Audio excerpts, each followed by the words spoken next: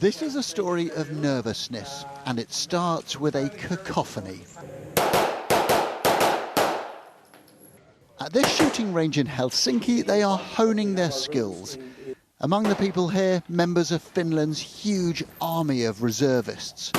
The Russian border is less than 2 hours away. They've looked at the war in Ukraine and shuddered at the idea that it could happen here too.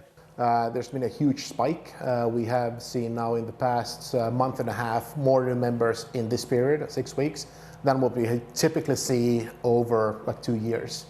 The war in Ukraine weighs heavily on the Finnish people. Past Soviet invasions here have left a legacy of anxiety.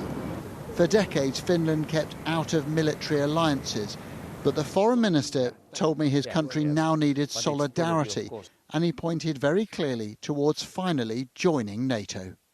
In Finland, we have been keeping in our earlier white papers to the parliament always this, what we call the NATO option. If security situation in Europe changes, we are ready to look for the NATO membership, and this is probably now the change that we are ready to make that step. This shop sells outdoor equipment and military supplies. Sales have soared recently from people preparing to either fight or flee.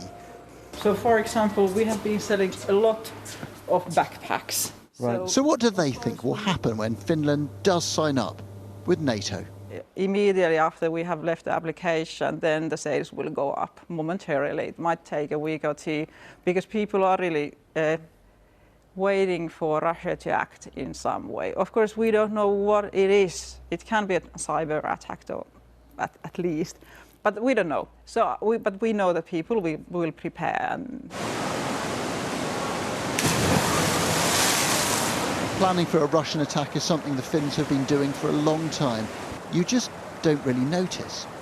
Well, here's the perfect example of how Finland carries on as normal while also preparing for the very worst. This swimming pool was built underground. There's 15 metres of solid granite above us, and in less than a day it can be drained and converted into a bomb shelter capable of accommodating nearly 4,000 people. Beneath the pool you can find the giant blast doors, even the curving entrance road designed to withstand big explosions. And we've been doing this for a long time, so we have a heritage of preparing, and it helps a lot.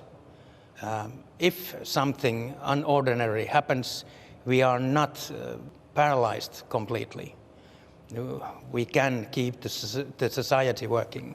On the surface, Finland carries on as normal, but this is a nervous nation, fearful of its capricious neighbour, wary of the future.